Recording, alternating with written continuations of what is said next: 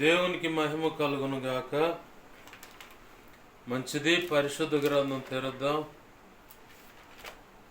పరిశుద్ధ గ్రంథంలో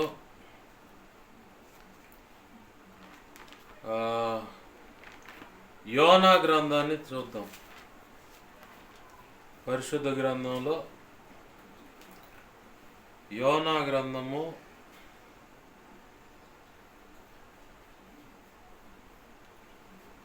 1వ అధ్యాయము 1-2 వచనాలు చదువుదామండి. యోనా గ్రంథము 1వ అధ్యాయము 1-2 వచనాలు, లేదా 3వ వచనం కూడా చదువుదామండి. యెహోవాకు అమితై కుమారుడైన యోనాకు ప్రత్యక్షమై ఇలాగు సెలవిచ్చెను. నినివే పట్టణస్థుల దోషము నా దృష్టికి ఘోరమాయను గనుక నీవు లేచి నినివే మహాపట్టణమునకు పోయి దానికి దుర్గతి కలుగునని ప్రకటింపు. అయితే యెహోవా సన్నిధిలో నుండి తార్షిష్ పట్టణమునకు పారిపోవాలని యోనా యొప్పేకు పోయి తర్షీష్నకు పోవు ఒక ఓడను చూచి ప్రయాణమునకు కేవు ఇచ్చి యెహోవా సన్నిధిలో నిలవక ఓడ వారితో కూడి తర్షీష్నకు పోవుటకు ఓడ ఎక్కెను. చిన్న మాట ప్రార్థన చేసుకుందాం.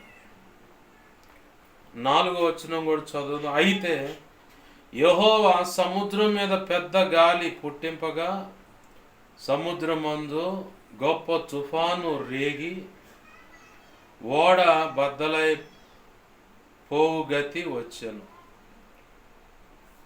చిన్న మాట ప్రార్థన చేసుకుందాం.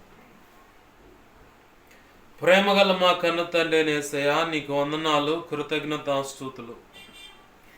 మీరిచ్చిన ఈ లేఖనాన్ని బట్టి నీ కృతజ్ఞతాస్తుతులు మా ప్రభువా. ఈ లేఖనాన్ని విరవండి. లేఖనము చాటున మీరు దాచి ఉంచిన మాకు అవసరమైన నీ మనసులో నువ్వు ఉద్దేశించుకున్న సంగతులు ఏమైతే ఉన్నాయో ఇవన్నీ మా అందరికీ అర్థమవునట్లుగా దేవా తేటగా ప్రకటింపబడినట్లుగా కృపనిచ్చి ఆ సంగతులన్నీ నీ పక్షం వహించిన మీ దాసుని నోట ఉంచండి. మీ దాసుని మీ సిలువు చాటును మరుగుపరిచి మీ దాసుని ముఖాంతరంలోంచి మీరు కనబడుతూ మీ దాసుడు నోటిని మీ నోటి బోరగా చేసి నీ అనాది సంకల్పంలో నీ దాసుని ఎడలను కలిగిన ప్రణాళిక అనుగుణమైనటువంటి నువ్వు నిర్ణయించి ఎంచినటువంటి ధారాళమైన నీ ఆత్మ నడిపింపు, లేఖన ప్రత్యక్షత, ఆత్మ ప్రత్యక్షత, వాక్శక్తినిచ్చి ఈ లేఖనపు కాంతిలో నుంచి మీరే నాతో మాతో అందరితో సూటిగా తేటగా స్పష్టంగా మీరు మాట్లాడండి. మీరు మాట్లాడుతుండగా మా అందరికి వినగలిగిన చెవిని, గ్రహించగల మనస్సును, లోబడు హృదయాన్ని, వాక్యానుగుణంగా జీవించే కృపను, హృదయ సున్నతిని, దిద్దుబాటు మనస్సును, నేర్చుకునే శుభగుణ లక్షణమును, నిత్యత్వము చేరు పర్యాంతం వరకు నిత్యము నీ పాద సన్నిధిలో శిష్యరికము చేసి శిష్యులైన సేవక గణముగా సిద్ధపరచబడి ఘనమైన నీ సేవకై నడు బిగించబడి భూదిగాంతముల వరకు సాగి వెళ్ళి సత్యము నిమిత్తమై మహారోషము కలిగినటువంటి అయ్యా నువ్వు ప్రత్యేకంగా ఏర్పాటు చేసుకున్న శిష్యులైన సేవక సైనిక గణముగా కదలి వెళ్ళి ప్రతి ఒక్కరిని సత్యములో ప్రతిష్ఠిస్తూ సత్యము నిమిత్తమైనటువంటి సంఘాలను స్థాపిస్తూ ప్రయోజకరమైన పాత్రలుగా ప్రతి ఒక్కరిని చేసి ఆ సంఘ బాధ్యతలు వారికి అప్పజెబుతూ మేము సంపూర్ణ సిద్ధి పొందటమే కాదు నీ చిత్తంలో నిర్ణయింపబడ్డ ప్రతి ఒక్కరిని సంపూర్ణ సిద్ధిలోకి నడిపిస్తూ ఈ భూమి మీద మాకు నిర్ణయించిన ఆయుష్కాలం అంతటిలో ఈ భూమి మీద నువ్వు నిర్ణయించిన పని యావత్తు సమర్థవంతంగా సంపూర్ణంగా నెరవేర్చి వారు మేము క్రీస్తు న్యాయపీఠం ఎదుట సంపూర్ణలమై నిలచి సిగ్గుపడనక్కర్లేని పనివానిగా నీ ఎదుట నిలచి ఆనాడు నువ్వు నిర్ణయించిన, మమ్మల్ని చూసి ఎంచినటువంటి అయా నీ ప్రణాళికలో నిర్ణయమైనటువంటి ఆ మెప్పు, ఘనత, మహిమ, బహుమతులు, బళ మంచి దాసుడా, మంచి దాసురాలని ఆ ప్రోత్సాహకం అన్నీను మాకు అనుగ్రహించబడి మేము నిత్యత్వంలో ప్రవేశింపబడి అయా వధువులో నువ్వు నిర్ణయించిన ఉన్నత స్థానంలో మేము నిలచి నీతో కలిసి యుగ యుగాలు నిత్య రాజ్య పరిపాలన చేసి నిన్ను మహింపరచుకున్నట్లుగా మాకు ఉపదేశించమని బతిమలాడుతుంది. అట్టి కృప మేము పొందుకున్నట్లుగా అయా క్రీస్తేసుకు సంపూర్ణతకు సమానమైన సంపూర్ణత మేము పొందినట్లుగా ప్రతి చోట నీ సాక్షిగాను, క్రీస్తు పరిమళ సువాసనగాను, క్రీస్తు పత్రికలుగాను ఉంటూ ఉన్నతమైన నీ సేవ చేసి ఉన్నతంగా నీ ప్రేమను చాటి నీ చిత్తంలో ఉన్న ప్రతి ఒక్కరికి బాప్తిస్మాలు ఇవ్వబడి దేవా రక్షణ అనుభవంలోకి తెచ్చి నీవు అనుకున్న ఉన్నతమైన పనికి ప్రోత్సహించున్నట్లుగా కూడా కృప కలుగునట్లు మాకు బోధించండి. నీవే నీ కృప ద్వారా ఈ కార్యమంతా జరిగించండి అయ్యా. ఉపదేశాన్ని అడ్డగించాలని చూస్తున్న దుష్టుడు, వాడి దోతలు, చీకటి అంధకార శక్తులు, విగ్రహాలు ఎదుటిన్నటువంటి ఆ కీడు ఏదైనా యేసు నామములో అతడు ప్రభువా నీవు నాకు ఇచ్చిన అధికారం చొప్పున మేమంతా కలిసి బంధిస్తున్నాం.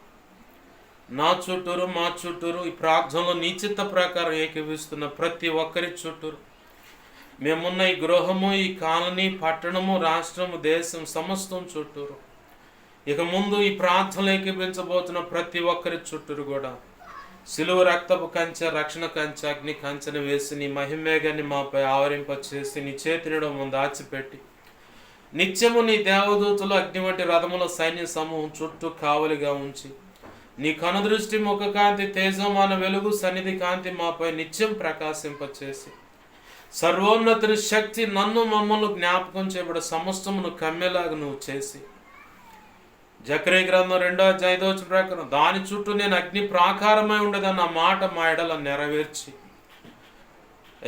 నీ మహిమేగాన్ని ఆనాడు ప్రత్యక్ష గుడారంపై ఆవరించినప్పుడు నీ బలమైన తేజు, మహిమ, ప్రభావం చేత ప్రత్యక్ష గుడారము నింపబడినట్లుగా అట్టి కృప మేము ఏకీవిస్తున్న ఈ ప్రాంతంలో ఏకీవిస్తున్న ప్రతి ఒక్కరున్న ఇదిగో నిశ్చిత ప్రకారం ఏకీవిస్తున్న ప్రతి గృహం, ఈ ప్రాంతం అంతా యేసు నామమున అలాగూ నింపబడునుగా. అంతకంటే ఇంకా రెట్టింపైన తేజో, మహిమ, ప్రభావం చేత నింపబడునుగాక. రిఖాందల్లా శబ్ద బలమైన నీ సన్నిధి ప్రభావం ఇక్కడి నుంచి నలుదిక్కులకు యేసు నామములో ప్రబలిలి వెళ్ళునుగాక.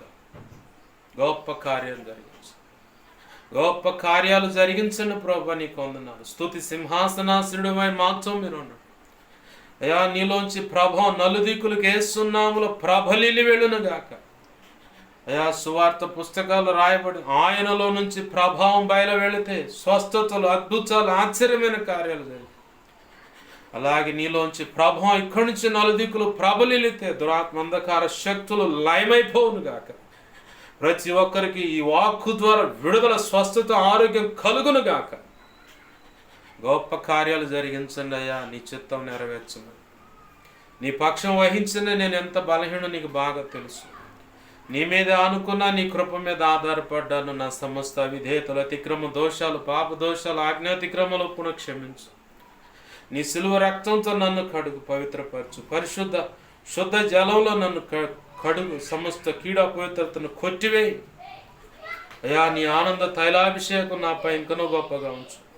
పరిశుద్ధాత్మ అగ్నిలో నన్ను పుటవే శుద్ధ సువర్ణగా మార్చు. పరలో శుద్ధ సువర్ణ తైలు మాపై ఇంకనూ గొప్పగా ఉంచు అయ్యా. ఇదిగో తండ్రి, హెస్కేల్ గ్రంథం 2:1-2 ప్రకారం నీ కృప నాకు మాకు దయచేయండి అయ్యా. 81వ కీర్తన 10వ భాగాన్ని బట్టి నీ కృప నాకు ఇంకనూ దయచేయండి. అపోస్తుల కార్యం 4:27-31 నీ కృప నాకు దయచే. యెషయా 51:16 ప్రకారం నీ కృప నాకు దయచే. మత్తయి 10:1-7 ప్రకారం నీ కృప నాకు దయచే. ఇర్మియా 1:9-10-18-19 నీ కృప నాకు దయచే. ఈ వాక్యాన్ని బట్టి కృతజ్ఞతాస్తుతులు చెల్లిస్తూ నన్ను మమ్మల్ని చేతులకు అప్పజెప్పుకుంటూ ఉపదేశాన్ని అడ్డగించాలని ప్రయత్నం చేస్తున్న దుష్టుడు, వాడి దోతలైన, పసిపిల్లల అల్లరైనా అయా, కుక్కలు, ఇవన్నీ అల్లరంతా వేస్తున్నాము, బంధిస్తున్నాను. నీ చేతులకు అప్పజెబుతున్నాను. సమస్తాన్ని మీ స్వాధీనం తీసుకోమని, నీ చిత్తమే నీ కృప ద్వారా నెరవేర్చిన మాత్రం మహిమ పొందమని కృతజ్ఞతాస్తుతి ఘనత మహిమ ప్రభావాలు నీకు చెల్లిస్తూ మా ప్రియుడును మా రక్షకుడైన యేసయ్య నామంలోనే ప్రార్థించి సమస్తం పొందుకొని ఉపదేశాన్ని నన్ను మమ్మల్ని చేతులకు అప్పజెప్పి నిన్ను మహింపరుచుకుంటున్నాం మా తండ్రి. Amen, amen, amen. ప్రభునందు సమకూడిన నా ఈ మాటలు వింటున్నా లేదా ఈ వీడియో ద్వారా తర్వాత అయినా వింటున్న ప్రతి ఒక్కరికి కూడా ప్రభు అయిన యేసుక్రీస్తు వారి పేరట నా హృదయపూర్వకమైన వందనాలు. అందరికీ వందనాలు. ప్రభునందు ప్రియమైన దేవుని పిల్లలారు గమనించండి, చదువుకున్న లేఖన భాగంలో నశించిపోతున్నటువంటి ఒక పట్టణం కనపడుతుంది. ఆ పట్టణం అంటే ప్రజలు ఎంతమంది అంటే ఇంచుమించుగా 120,000 పైచిలుకు. ఎంతమంది? 120,000 కంటే ఎక్కువైన కుడి ఎడములు ఎరుగని జనమును బహు పశువులను గల నినేవే మహాపురము విషయంలో నేను విచారింపవద్దా అని యోనాతో సెలవిచ్చిన. ఎక్కడుంది ఇది? యోనా గ్రంథం 4వ అధ్యాయం చివరి వచనం అన్నమాట. 120 కంటే ఎక్కువైన ప్రజలంటే 120 అంటే 120,000 పైచులకు ప్రజలు కుడి ఎడములు ఎరుగని ప్రజలు అటవాడు.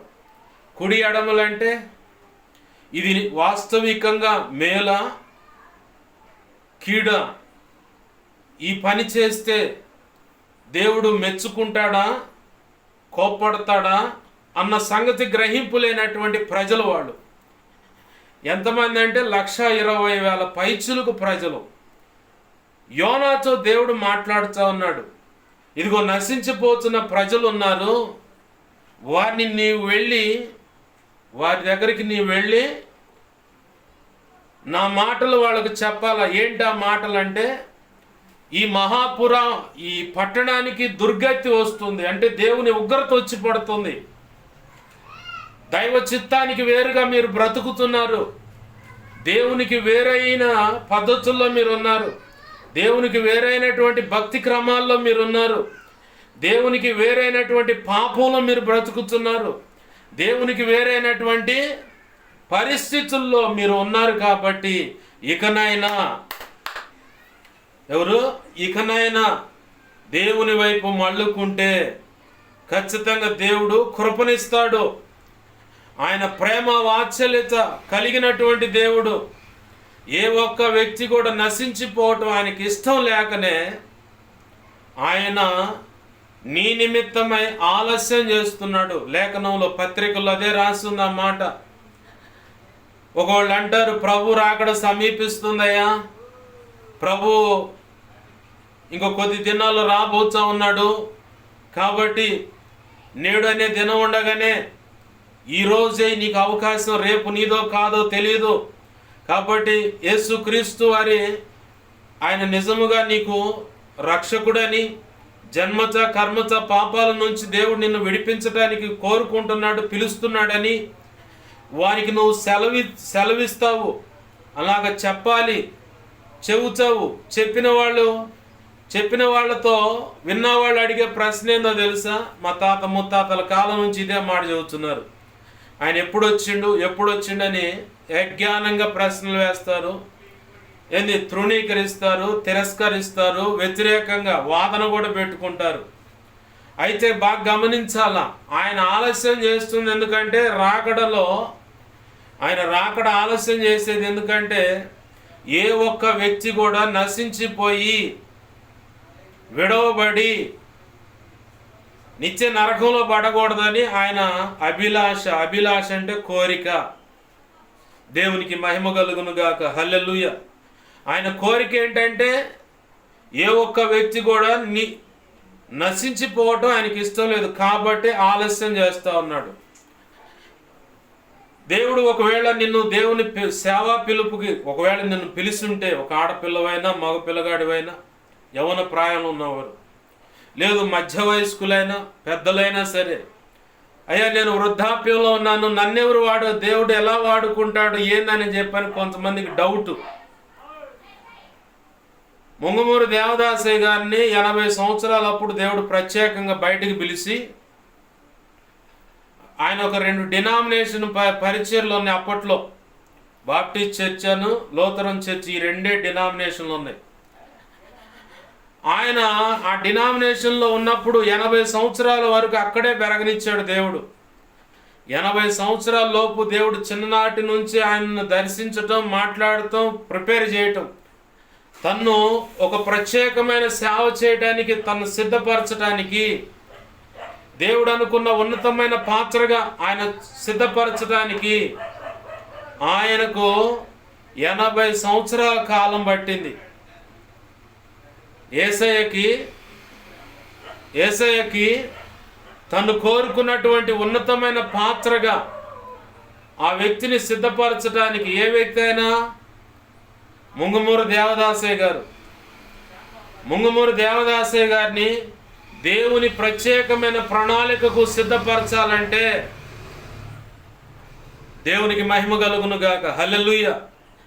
దేవుని ప్రత్యేకమైన ప్రణాళికకు ముంగమూరు దేవదాసయ్య గారిని సిద్ధపరచడానికి చిన్ననాటి నుండి ఆయన దర్శించుకుంటూ వస్తే 80 సంవత్సరాల కాలం పట్టింది ఆయన సిద్ధపాటు చేసుకోవడానికి. 80 సంవత్సరాల కాలం ఇంతవరకు అక్కడ ఆ సంఘంలోనే ఉండనిచ్చాడు. 80 సంవత్సరాల కాలం ఇక ఆయన బయటకు వచ్చి సేవ చేయాలనుకున్నప్పుడు దేవుడు దర్శించి బైబుల్ మిషన్ అని అగ్ని వంటి ఆ అక్షరాలు రాసి, ఇదే నీ ద్వారా చేయబోతున్న పరిచర్య, ప్రపంచమంతా గుర్తిస్తుంది, ప్రపంచవ్యాప్తంగా నీ పరిచర్య ఉంటుంది నీ ద్వారా అని చెప్పని ఆనాడు దేవుడు చెప్పిన ఆ మాటను విశ్వసించి, నేను 80 సంవత్సరాలు వచ్చాయి కదా ప్రభు, నన్నెవరు వాడుకుంటారు అనలా. ప్రభు చెప్పంగానే బయటకు వచ్చాడు. 40 సంవత్సరాల ఆయుష్ని ఇచ్చాడు. 80 + 40 120 సంవత్సరాలు బ్రతికాడని చరిత్ర. విచిత్రం ఏందో తెలుసా, ఆయన ప్రత్యేకంగా పిలిచినప్పుడు చిన్నప్పుడే పసితనంలోనే పిలిచాడు. ఆయన నా సేవ చేయాలి, నేను ప్రత్యేకంగా ఏర్పాటు చేసుకున్నాను. పసితనంలోనే దేవుడు దర్శించి మాట్లాడుతూ ప్రిపరేషన్ చేయటం, మొత్తం అంతా రెడీ చేయటం అంతా చేసుకున్నాడు. 80 సంవత్సరాలు పట్టింది ఆ ఉన్నతమైన పరిచర్య చేయడానికి, ఆయన సిద్ధపడతాను. ఆయన దేవుడు సిద్ధపరచుకోవడానికి అంత టైం పట్టింది. ఇప్పుడు చాలామంది అడుగుతూ ఉంటారు, నాకు ఇప్పుడు 50 వచ్చాయి, 40 వచ్చాయి, 60 వచ్చాయి, 70. ఇవన్నీ కాదు. ఈ 70 సంవత్సరాల వయసులో కూడా నీ ద్వారా ఒక్క ఆత్మను రక్షించబడిన ఆ ఒక్క ఆత్మ బిల్లీ గ్రాహం గారి లాంటి శ్రేష్టమైన పాత్ర కావచ్చుగా. ఆమేన్, హల్లెలూయా. బిల్లీ గ్రాహం గారి ఆత్మీయత అంటే ఎవరో తెలుసా మీకు? ఒక టైలరు. ఎవరు? ఒక టైలరు. ఆయన ఉన్న ప్రాంతంలో వాళ్ళకు పశు సంపద ఉంది.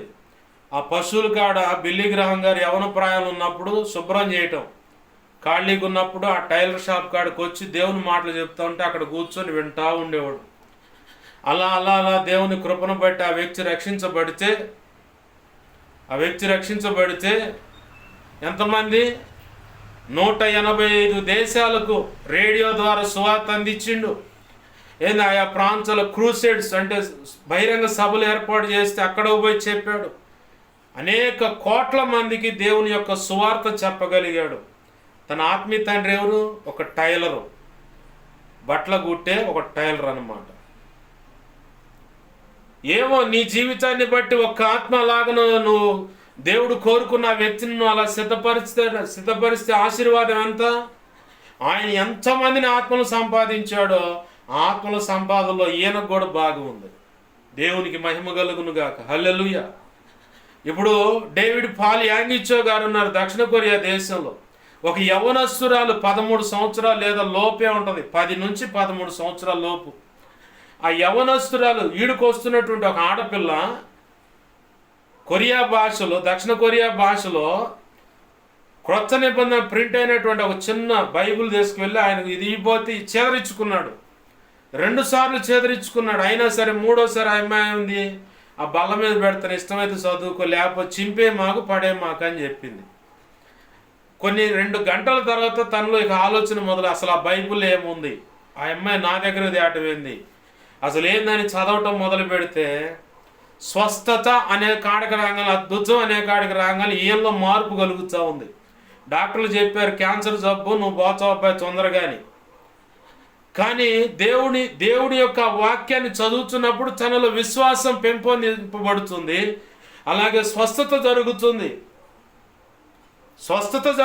ఈరోజు నువ్వు వ్యాధితో బాధపడుతూ నాకు ఇంకా ఈ రోగం ఏంది, ఈ పరిస్థితులు ఏంది, నాకెందుకు ఇలా ఉన్నాయి, నువ్వు వాక్యాన్ని పూర్తిగా విశ్వసించట్లా.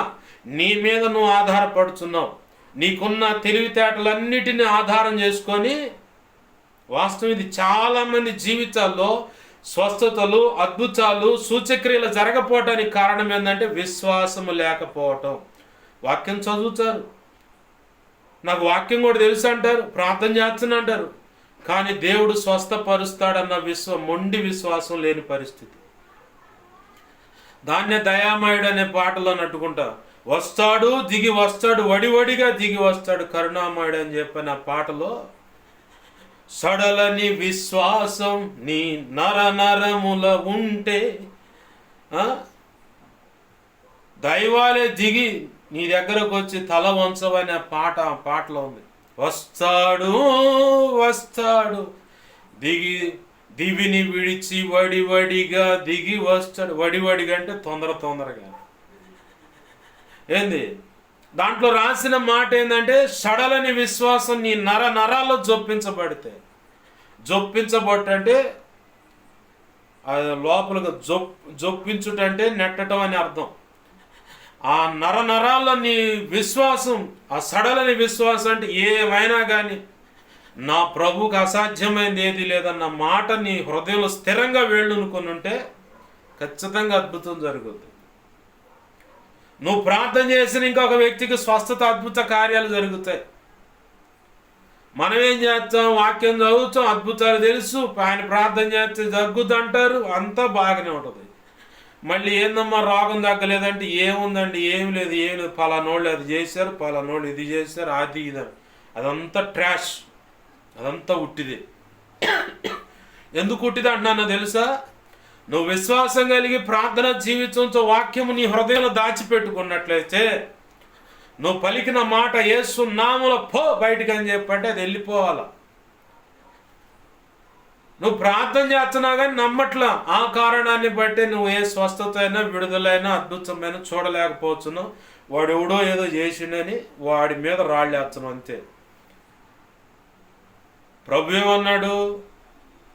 లూకాసువార్త 10:19 పాములను తేను త్రొక్కుటకు శత్రు బలం అంతటి మీద మీకు అధికారం ఇచ్చానండి. అదే లోక 10:9-18 అలా కనపడుతుంది. రోమ 16:20 ఏం చెప్పాడు? శీఘ్రముగా సమాధానకర్తయగు దేవుడు సాతానును మీ కాళ్ళ కింద చితక ద్రొక్కించును అని ఉంది. వాడి తల చితక దొక్కుతావు నువ్వే. 91వ కీర్తన 13-16 ఏముంది? సింహములను భుజంగములను తొక్కి పట్టుటకు అదేనా రాసిందాడా? అధికారం ఉందా, ఇచ్చానని చెబుతున్నాడు. మళ్ళీ పక్క అతను నన్ను ప్రేమిస్తున్నాడు కాబట్టి నేను తప్పిస్తున్నాను అన్నాడు. ఎడిపోతుని లేఖనాలు చదువుతున్నావు, ఆకలింపు చేసుకున్నాను అనుకుంటున్నావు, అయినా నీకు రోగం ఉంది, అయినా నీకు స్వస్థత కలగట్లా, అయినా నీకు విడుదల రావట్లా, అయినా దెయ్యాలు వచ్చి మీద పడుతున్నాయి అంటే నువ్వు ఇంకా అల్ప విశ్వాసంతోనే ఉన్నావు. ఇది ఒక కోణం. రెండవది, పత్రికల్లో ఇంకో చోట రాసిన మాట ఏంటంటే, మీరు దేవునికి లోబడండి, ఆ తర్వాత అపవాదిని ఎదిరిస్తే వాడు మీ దగ్గర నుంచి పారిపోతాడు. ఆమేన్, హల్లెలూయా. ఏ వ్యక్తి అయితే దేవునికి లోబడ్డట్టుగా నటిస్తారో వాళ్ళ దగ్గర కూడా దేవుడు అట్నే ఉంటాడు, అపవాది కూడా డ్యాన్సులు వేస్తుంటాడు. వాడికి సంబంధించిన దురాత్మలు, క్షుద్రపోలు, వశీకరణకి సంబంధించిన అన్నీ వచ్చి గుంపు కూరుకొని గుంపు కడతాయి. మనోళ్ళు కనుక పండగలప్పుడు డిస్కోటెక్లు, డీజే యో యో అని రకరకాల పాటలు పెట్టి ఎగురుతారుగా, ఆ టైపులో నీ దగ్గర కూడా వచ్చి చిందులేస్తూ ఉంటాయి. కారణం ఏంటంటే నువ్వు దేవునికి లోబడ్డట్టుగా నువ్వు నటిస్తున్నావు అంతే. నువ్వు లోబడ్డావు అనుకో, ఆయనకి తెలియకుండా రాలేదు ప్రభు నువ్వు చూసుకో, నాకు తెలియదు, నేను బలహీనుడని పూర్తిగా ఆయనకి సరెండర్ అయ్యి అప్పచెప్పుకొని పక్కకి వెళ్ళిపోవచ్చు. నేను అదే చేస్తా. దుష్టుడు కానీ వాడి దోతలు కానీ ఈ లోకంలో చెప్పబడుతున్న మరి ఏ అయినా సరే నా దగ్గర ఏమి లేదు, ఈ చేతులు పెడితే ఏం ఉపయోగం లేదు, నాకంటే ముందు నువ్వు చేతులు ఉంచు వాళ్ళ మీద. నేను అడుగు పెడితే ఆ ఇంట్లో ఏముండదు, నాకంటే ముందు నువ్వు అడుగు పెట్టు, మిగతా అన్ని సెట్ అయితే ప్రయాణమైన ఏ పని అయినా నాతో పాటు నువ్వు లేకపోతే నేను అసలు నా వల్ల కాదు, నేను అంత బలహీనుడు నీకు బాగా తెలుసు. నీకు అప్పచెప్పుకున్నాను ప్రభు అని అడుగులు వేస్తేనే ఏ ప్రార్థన చేసినా అవతల వ్యక్తికి శత్రువు అన్నవాడికి చెంప పగిలేలాగాను, చూసేవాళ్ళకి అద్భుతంగాను కనపడుతుంది. ఆమేన్, హల్లెలూయా. నువ్వు దేవునికి లోబడతలు, అందుకే ఏ స్వస్థత, అద్భుతాలు, సూచక్రియలు ఏమి నీ ద్వారా జరగట్లేదు, నీలో జరగట్లేదు. లేఖనం ఉంది, సాక్ష్యం ఇస్తుంది. మీరు మొదటిగా దేవునికి లోబడండి. దేవునికి లోబడితే నీకు అన్నీ లోబడతాయి. నీ భార్య నీకు లోబడుద్ది, భర్త నీకు లోబడతాడు, ప్రేమిస్తాడు నీ భర్త నిన్ను. ఏంది, భార్యాభర్తలు ఒకరికొకరు లోబడతారు. లేఖనం అలా లేదు, కానీ తెలియగల విశ్వాసులు బయటకు వచ్చారు. ఒకరొకరు లోబడుతూ ఒకరినొకరు గెలిపించుకుంటే, ఆమె గెలవాలంటే ఈయన ఓడిపోవాలి, ఆయన గెలవాలంటే ఏం ఓడిపోవాలి. ఇట్ట ఒకళ్ళనొకళ్ళు తగ్గించుకుంటూ అంటారు దీన్ని. అట్లా ముందుకు వెళుతుంది దాంపత్య జీవితం. ఆ క్రమంలోనే ఒకళ్ళకొకళ్ళు లోబడాలి. నీ పిల్లలు నీకు లోబడాలంటే నువ్వు ముందు దేవునికి లోబడాలా. నీ కుటుంబం ఆశీర్వదింపబడాలంటే నువ్వు ముందు దేవునికి లోబడాలా. నువ్వు చేస్తున్న ఉద్యోగమైన పదోన్నతి అంటే ఇంకా పైగా ఇంకా ప్రమోషన్ రావాలంటే దేవునికి లోబడాలా. దేవుడు చెప్పిన క్రమం ప్రకారం నువ్వు అక్కడ డ్యూటీ చేయాలా. నువ్వు చదువుకొని ఇంకో పై తరగతులకు వెళ్ళాలంటే ఖచ్చితంగా నువ్వు దేవునికి లోబడాలా. దేవునికి లోబడితే చదువుల విషయంలో, ఉద్యోగాలైనా సరే, రెండు విషయాలు చెప్తాను. దేవుడు నిన్ను ఆ చదువుకి ఆపేసి నా సేవకురా అంటే నువ్వెంత ప్రయత్నం చేసినా ఫెయిల్ అవుతావు. ఆ ఉద్యోగం ఇక మానేసి అబ్బాయి నా సేవలో కంటిన్యూ అని చెప్పని దేవుడు చెప్పాడా, నువ్వు ఎంత ప్రయత్నం చేసినా ఆ పైన అధికారు, కొలీగ్స్ ఎవడో ఒకడు నీకు ముళ్ళులాగా తయారవుతాడు. ఇక అంతా గందరగోళం అవుతుంది. అబ్బాయి ఆ వ్యాపారం ఆపిదిగో నా పనిలో ముందుకు సాగని చెప్పాను అన్నాడా, నువ్వు ఎన్ని ప్రయత్నాలు, ఎంత కొత్త కొత్త ఐటమ్స్ తెచ్చినంత నష్టాలు తప్ప ఏముండదు. రియల్ ఎస్టేట్ వ్యాపారమా, ఇక దాన్ని ఆపేసి నా పనిలో ఉండండా రావటమే. ఇక నువ్వు ఎక్స్ట్రా చేసి ఇక అంతా అప్పులు, తర్వాత ఉరితాడో విషమో ఏదో ఒకటి చూసుకోవాల్సి వస్తుంది. డైరెక్ట్ చెబుతున్నా, ఇప్పుడు అంతా నానబెట్టే వ్యవహారాలు ఏమి లేవు. అటు చెప్పి నాకు తలనొప్పి వచ్చింది. ఉన్న జుట్టు మొత్తం ఆలోచించి మొత్తం రాలిపోయింది. ఏంది, అందుకే ఏది ఏమన్నా కానీ ఉన్నది ఉన్నట్టు డైరెక్ట్ చెబుతుంది అందరికీ కూడా. ఇంట్లో వాళ్ళకైనా బయట వాళ్ళకైనా ఎవరికైనా సరే. కొంతమంది అడిగారు అట చెబుతుందని, మరి అసలు నిజం చెప్పకపోతే ఒక్కడు కూడా అలింగా అట్లా. మనం ఏదో కావాలని దారి తెప్పించినట్టుగా మభ్య పెడతానికి చేస్తున్నట్టుగా ఉందని చెప్పని అనుకుంటున్నారయ్యా. కాబట్టి ఉన్నది ఉన్నట్టు డైరెక్ట్ చెబుతున్నా. ఉంటే ఉన్నారు, దేవుని స్తోత్రం, మిగతాయి. హల్లెలూయా. నీవు ఆశీర్వదించబడాలంటే మొదటిగా నువ్వు దేవునికి లోబడాలా. దేవునికి నువ్వు లోబడ్డావంటే ఖచ్చితంగా మోకాళ్ళేసి ప్రార్థన చేస్తావు, వాక్యం చదువుతావు, లేదా చదువులేకపోతే వాక్యం వింటావు, విజ్ఞాపన చేస్తావు మనుషులందరి కోసం. ఏంది, తరచు ఉపవాస ప్రార్థన చేస్తావు, జాగరణ ప్రార్థన అంటే ఆన్లైన్ ప్రేయర్స్ చేస్తావు. ఏంది, వ్యక్తిగతంగా సమయం పోగొట్టుకోకుండా రహస్యంగా ఏకాంత ప్రార్థనలు నువ్వు గడుపుతావు. బొసగొడతా నిద్రపో. చెబుతున్నాగా, దేవుని మీద నీకు ప్రేమ ఉందంటే, దేవునికి నువ్వు లోబడుతున్నావు అంటే ఖచ్చితంగా ఈ లక్షణాలు నీలో కనపడాలి. ఎయ్యి కనపడకుండా సొల్లు కబుర్లు చెప్పుకుంటా సమయం అంతా సెల్ ఫోన్లో, యూట్యూబ్, ఫేస్బుక్, ఇన్స్టాగ్రామ్ అని వాటిలో కాలం గడుపుతా. కొంతమంది వాట్సాప్ చాటింగ్ చేస్తారా. అమ్మాయి ఆ పిల్లగాడితో నీకు వద్దు, ప్రమాదం చెబుతుడు దేవుడు. ఆహా కాదు. ఇజ్రాయేలీలు ఐగుప్తులో ఉన్నప్పుడు ఇజ్రాయేలు పద్ధతులు నచ్చాయి కొంతమందికి అక్కడ.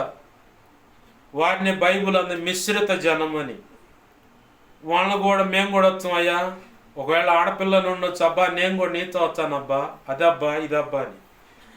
మగవాడు అని ఉండొచ్చు, రే ఫ్రెండు నేను కూడా వచ్చా ఫ్రెండు అని ఉండొచ్చు.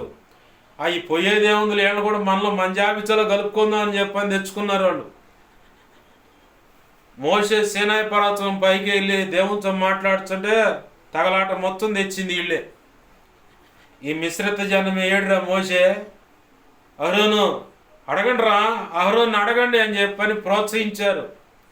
కట్ చేస్తే కొంతమంది వచ్చారు. మళ్ళీ పోవాల్సి వచ్చింది. 10 ఆజ్ఞల పలకలు తీసుకో, ఒక పలక ప్రత్యేకంగా. అంతకుముందే దేవుడు తన వ్రేలుతో రాశాడు, మళ్ళీ తీసుకో పలకలు. అలాంటి పలకలే మోసే నువ్వు చెక్కుకొని రా అండు. అలాంటి పలకలు చెక్కుకొని పోయి అక్కడ రా ఆయన ప్రభు చెప్పి మోసే ఒక పలక మీద రాసుకున్నట్టు ఉన్నాయి అనుభవం. లేఖనం టోటల్గా చూస్తే దేవుడే తన వ్రేలితో ఆ 10 ఆజ్ఞలు రాసినట్టుగా సాక్ష్యం ఇస్తుంది. ఈ మిశ్రిత జనమే నీకు అసలు ఆ సహవాసం వద్దన్నప్పుడు దాన్ని తెంపేసుకోవాలి. అది నీకు కరెక్ట్ కాదు, నీ జీవితాన్ని పతనం చేస్తుంది. ఒక ఆడపిల్లవైతే నీ సాక్ష్యాన్ని పాడు చేస్తుంది, లేదు నీ వల్ల నీ కుటుంబం పరువు పోతుంది, లేదు నీ వల్ల అసలు కుటుంబమే లేకుండా పోతుంది. వాళ్ళు మా తల్లిదండ్రులు ఉరిపోసుకొని చేస్తారనే పరిస్థితి ఉంటే నువ్వు మానుకోవాలా.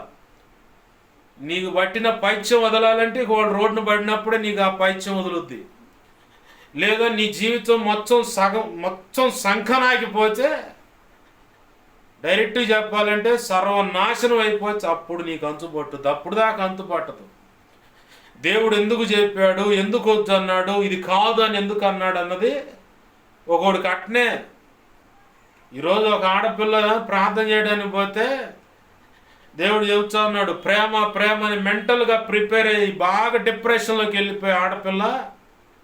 డాక్టర్ చెప్పిండంటే బీపీ డౌన్ అవుతుంది, ఆ అమ్మాయి తల బాగలంటే వాళ్ళ అమ్మ సాక్ష్యం ఇస్తూ ఉంది, నేను చేయబెట్టి ప్రార్థన చేస్తే దేవుడు అంటున్నాడు, ఫ్యూచర్లో ఈ రకంగా డెప్త్లో ఆలోచిస్తే మూతి వంకర కాలు చేయబడిపోద్ది, లేదా మెదడులో ఖచ్చితంగా బ్లడ్ క్లాట్ అయిపోయి ఉంటే కోమాలో ఉంటావు, లేదా పక్షవాతం వచ్చన్న ఉంటావు, జాగ్రత్త అని చెప్పొచ్చా.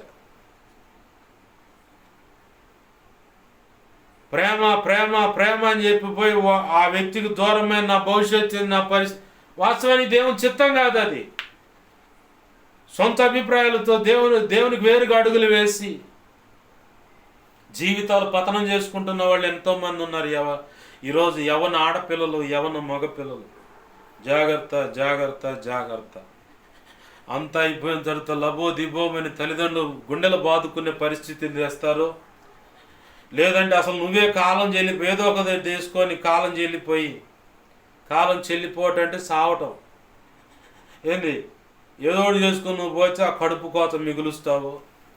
లేదు దైవ చిత్తానికి లోబడి, దేవుడు చెప్పిన దానికి లోబడి, దేవుడు చెప్పినట్టుగా అడుగులు వేస్తూ ఆశీర్వాదకరమైన జీవితంలోకి అడుగు పెడతావు, నీ ఇష్టం. అది ఇంచేది ఇక అనేక రకాల పరిస్థితుల అనుభవాలు నీ జీవితంలో ఎవరైనా సరే ఉన్నా, మొదటిగా నువ్వు దేవునికి లోబడితే మిగతా అన్నీ జరుగుతాయి. దేవుడు నిన్ను సేవకు పిలిస్తే ఖచ్చితంగా నువ్వు లోబడాల. లోబడకపోతే ఇక పరిస్థితులు ఇంకా తల్లకిందులైపోతాయి. ఇప్పుడు చదువుకున్న లేఖనంలో యోనాతో దేవుడు మాట్లాడుతూ ఉన్నాడు, నినేవే పట్టణానికి వెళ్ళు. ఎక్కడికి? నినేవే పట్టణం. ఈ నినేవే పట్టణం అనే కాడ దేవుడు నీకు చూపించినటువంటి ఆ గ్రామానికి జ్ఞాపకం చేసుకో. దేవుడు నీకు చూపించినటువంటి ఆ పట్టణానికి జ్ఞాపకం చేసుకో. దేవుడు నీకు చూపించినటువంటి ఆ రాష్ట్రాన్ని జ్ఞాపకం చేసుకో. దేవుడు నీకు చూపించినటువంటి ఆ దేశాన్ని జ్ఞాపకం చేసుకో. దేవుడు నీతో మాట్లాడిన దర్శనము, సేవా బాధ్యతలు జ్ఞాపకం చేసుకో. వాటికి అనుగుణంగా నువ్వు అడుగు వెయ్యలేదా, ఇక అంత అలలు ఇసిరి కొడతాం, తుఫాను, గందరగోళమైన పరిస్థితి ఆ ఓడ మీద కనపడుతుంది. యోనా ఎక్కిన ఓడ మీద. ఇప్పుడు ఓడ నీ కుటుంబానికి సాదృశ్యం. ఏంది? మొదటిగా ఆ ఓడ అనేది నీ జీవితానికి సాదృశ్యం. రెండవదిగా నీ కుటుంబానికి సాదృశ్యం. ఈ జీవితానికి కుటుంబానికి మధ్యలో నీ దాంపత్య జీవితానికి సాదృశ్యం. అలాగనే దేవుడు నీకు ఇచ్చిన సేవకు సాదృశ్యం. కొంతమంది ఏం చేస్తారో తెలుసా? దేవుని సంకల్పానికి వేరుగా వాళ్ళ సొంత అభిప్రాయాలతో సేవ మొదలు పెడతారు. ఆ సొంత అభిప్రాయాలతో సేవ మొదలుపెట్టిన వ్యక్తితో దేవుడు మాట్లాడుతూనే ఉంటాడు. ఇదిగో నువ్వు చేస్తున్న సేవ ఇది కరెక్ట్ కాదు, నువ్వు చేస్తున్న పద్ధతి ఇది కాదు, నేను ఇచ్చిన బోధ, నేను నడిపించిన విధానము, నేను నీకు నేర్పినటువంటి విధి అంత అసలు చల్లకిందులుగా నువ్వు సేవ చేస్తున్నావు. అదంతా పక్కన పెట్టేశావు.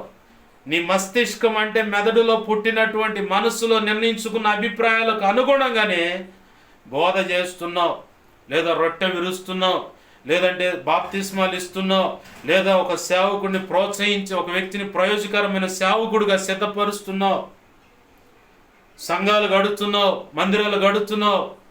నేను చెప్పింది ఒకటి, ప్రభు అంటున్న మాట, నేను చెప్పింది ఒకటి, నేను చూపించిన మాదిరి ఒకటి, నువ్వు చేస్తున్నది ఒకటి.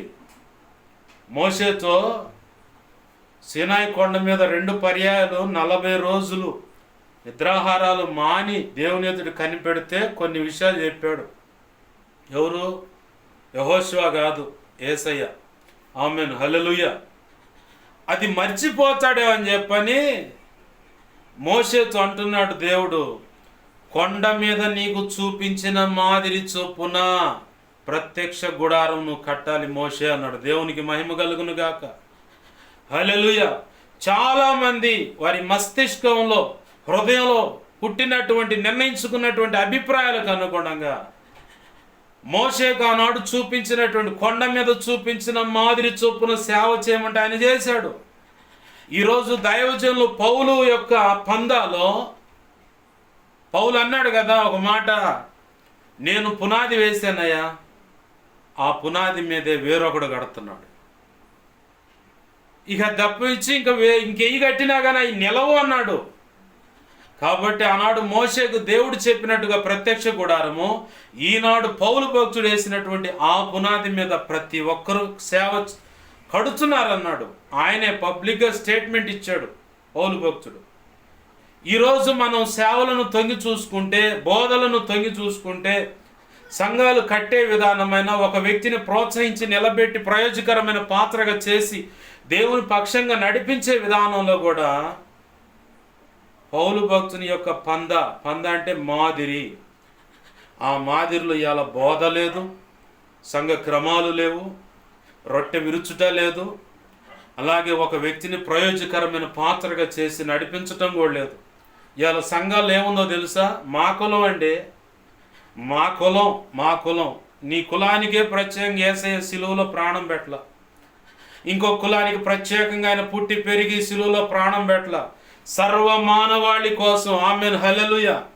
ప్రభు ఏమన్నాడు మత్తయి సువార్తలో 11వ అధ్యాయంలో ఏం చెప్పాడు ఆయన? ప్రయాసపడి భారం మోసుకొని పోవచ్చున్న సమస్త జనులారా నా దగ్గరికి రండి. ఫలానా కులం అమ్మాయి, మీ కులం ప్రకారమే మీరు రావాలా, అబ్బాయి మీ కులం ప్రకారం మీరు రావాలి అని చెప్పాడు ఆయన. ప్రయాసపడి భారం మోసుకొని పోవచ్చున్న సమస్త జనులారా నా యొద్దకు రండి, నేను మీకు విశ్రాంతి కలుగు చేస్తాను. నా కాడి ఎత్తుకొని నేర్చుకోండి, నా కాడి సులువును భారమును. నా కాడి ఎత్తుకొని మీరు నేర్చుకుంటేనే నెమ్మది ప్రశాంతత కలిగి బ్రతుకుతారని కూడా ప్రభు చెప్పి. కాడి ఎత్తుకోవటం అంటే ఆయన రాజ్య బాధ్యతలు. లేఖనం ఏమంటుంది? మీకేమేమి అక్కరగా ఉన్నాయో, అవసరతలు ఉన్నాయో అవన్నీ ముందుగానే ఆయన ఎరిగి ఉన్నాడు, సిద్ధపరిచున్నాడు. ఆమేన్, హల్లెలూయా. ఈ సృష్టిని, ఈ భూమికి పునాది వేసే సమయంలో సమస్తము భూత వర్త భవిష్యత్ కాలం ఎరిగిన దేవుడు, నిన్న ఈరోజు రేపు తెలిసిన దేవుడు, త్రికాలంలో ఉన్నటువంటి దేవుడు, త్రిత్వమైనటువంటి దేవుడు, నిన్ను సృష్టించడానికి, ఈ భూమి మీద నువ్వు అడుగు పెడతానికి, నీవంటూ ఉనికి కలగటానికి ముందుగా భూమిని ఏర్పాటు చేశాడు. ఆ భూమి మీద నీకు అవసరమైనవి అన్నీ ముందు ఏర్పాటు చేశాడు. ఆ తర్వాతే ఆయన స్వహస్తాలతో ఎంతో ముద్దుగా నిన్ను చేసుకొని, నాసికా రంధ్రాలంటే ముక్కుల్లో ఉఫ్ అని ఓదంగానే జీవాత్మ ఓదంగానే నీవు జీవవాయువును ఓదంగానే జీవాత్మగా మారిపోయావు నువ్వు. ఆమేన్, హల్లెలూయా. మరి సృష్టికే అంత ప్రాధాన్యతనిస్తే, నీ కొరకు ప్రత్యేక సమస్తాన్ని సిద్ధపరిస్తే, ఈరోజు సేవకు రమ్మంటే తల్లి అడ్డగిచ్చుద్ది, తండ్రి అడ్డగిస్తాడు, ఇంట్లో పెద్దలు అడ్డగిస్తారు.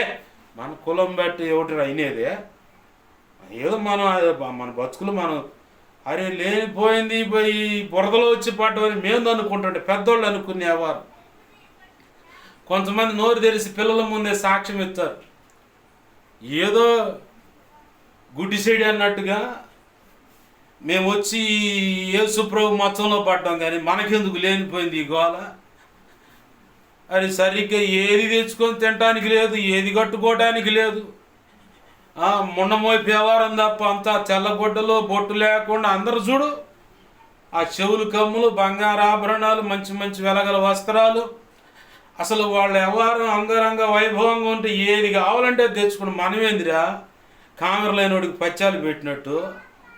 అరే మనకొద్దు అని మన తరం అంటే ఎట్లా నెట్టుకొని బాధాలే, కానీ మన తర్వాత పిల్లలు మాత్రం పొర్రపాటును కూడా బాప్తీసం పొందకూడదు. పొర్రపాటును కూడా ఒకవేళ ఆ పిల్లలతో దేవుడు మాట్లాడుతూ కళల ద్వారా, దర్శనాల ద్వారా, స్వప్నాల ద్వారా మాట్లాడుతూ ఉంటే ఎవరు మూసుకొని చదువుకో, ఏదైతే ఉద్యోగం చేసుకో. కాదుకూడదంటే మన కులంలో కొంతమంది రక్షణ లేని వాళ్ళు ఉన్నారు, మంచోడికి ఇచ్చి పెళ్లి చేస్తాం, పోటనే పో. అంతేగాని చావ అది ఇదంటే కాళ్ళు ఇరుగుతాయి. ఇక్కడ చెప్పిన వాళ్ళు కూడా తల్లులు ఉన్నారు, తండ్రులు ఉన్నారు, ఇంట్లో పెద్దలు కూడా ఉన్నారు. ఎందుకంటే క్రీస్తు ప్రభు అని సరిగ్గా రుచి చూడలే వీళ్ళు. సరిగ్గా రుచి చూసిన వ్యక్తులైతే సేవలోకి పెడుతున్నాను, నా అవసరతలన్నీ ఆయన చూసుకుంటాడని నిబ్రమైన బుద్ధి కలిగి, నిబ్రమైన స్థిర బుద్ధి కలిగి అడుగులు వేస్తారు. నన్ను అభిషేకించినటువంటి దైవజనుడు ఓఫీరే గారు ఆయన ఇచ్చిన స్టేట్మెంట్ ఏంటంటే, ఈసీఎల్లో అంటే రేడియో మెకానిక్, ఆయన సెంట్రల్ గవర్నమెంట్ ఉద్యోగం, కేబీచ్ కాలనీలో ఉంది రేడియో ఆఫీస్, మొత్తం పెద్ద మొత్తం అక్కడ ఉంది. 21 సంవత్సరం అప్పుడే దేవుడు ఆయన్ని సంపూర్ణంగా సేవకు రమ్మన్నాడు. ఈసీఎల్లో సెంట్రల్ గవర్నమెంట్ ఉద్యోగం, ఇప్పుడు ₹1,00,000 ఏమవుతుంది పెన్షనే, ఆయన అప్పటి నుంచి ఇప్పటి వరకు ఉంటే. బెస్ట్ వర్కర్ అవార్డు కూడా పొందాడు అందట్లో, ఎంప్లాయీస్ అంతట్లో. ఆయన ఇచ్చిన సాక్ష్యం అన్నమాట. అందరూ 5-6 చేసేసరికి తలకిందులు అవుతారంట.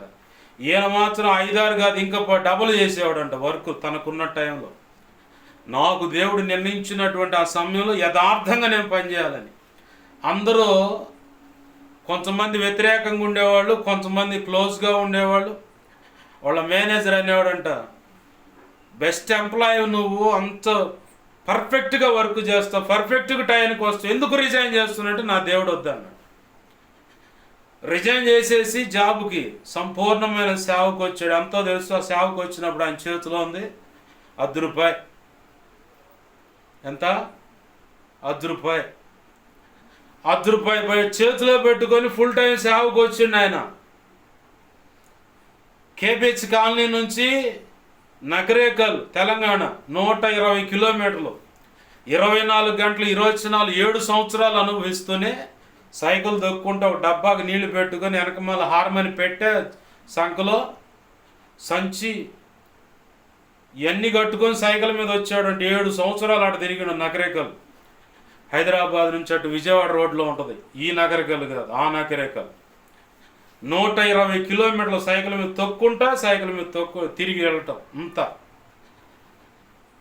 ఆయన అన్న స్టేట్మెంట్ ఏందో తెలుసా? జానెడు పొట్టకు అంత అన్నం పెట్టనోడు చేతగాని దేవుడు నాకు పరలోకం ఇస్తానంటే నేను నమ్ముచానా అండు. ఆనాడు అడుగుపెట్టి నా దైవజనుడు ఈనాటికి నడుస్తూనే ఉన్నాడు దేవుని కృపలో. ఉన్నతమైన సేవ, 1000 సంఘాలు, 1000 మంది దైవజనులు, లక్షలలో విశ్వాసులు, పుస్తకాల రచన. ఆయన తేడాని ముద్రేసే మేధావులు ఉన్నారు. వీడికి అసలు దిద్దుకోవడం చేతగాక ఏంది వాడి మాటలను నమ్మి ఇంకా కొంతమంది మేధావులు తయారై ఆయన తేడా, ఈయన తేడా, వాళ్ళు తేడాని ముద్రలేసేవారమే. ఇప్పుడు నేను కూడా ఉన్నాను. నా చేతిలో రూపాయి లేదు, ఒట్టి చేతులతో వచ్చే దేవుని సేవకి. దేవుడే పోషిస్తూ ఉన్నాడు, దేవుడే చూసుకుంటా ఉన్నాడు. అన్ని అవసరతలు అన్నీ ఆయన చూసుకుంటా ఉన్నాడు.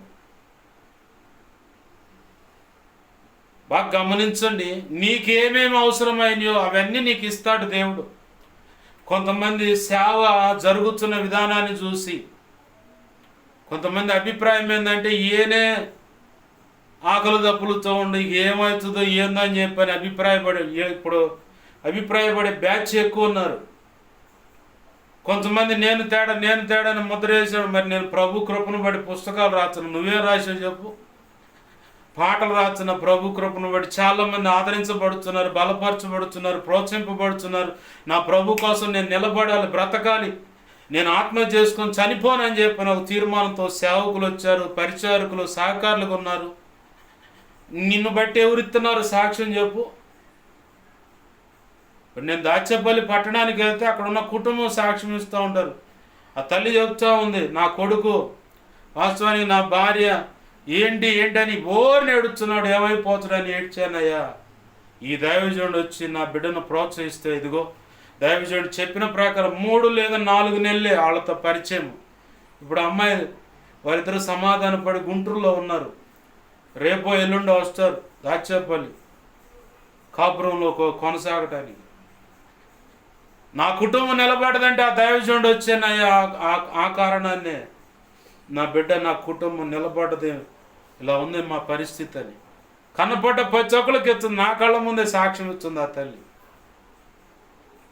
అవును, పబ్లిక్గా చెప్పి మీరు లేకపోయినా సరే అందరికి చెబుతున్నాను నేను. మా దైవజనుడు ఇంకొక ఆయనే, కానీ నీ వచ్చి ఆ మాటలు చెప్పటాన్ని బట్టి నా కుటుంబం కట్టబడింది, నా బిడ్డ జీవితం సెట్ అయిందయ్యా. లేకపోతే వాడు ఏమైపోతాడు, ఈ బోర్ నెడుతాడు, నా భార్య నా భార్య నా భార్య. ఎంతంటే గట్టిగా ఇక ఆ రేకులు అదిరిపోయేలాగా ఏడుతుండంట, అంత ఘోరంగా.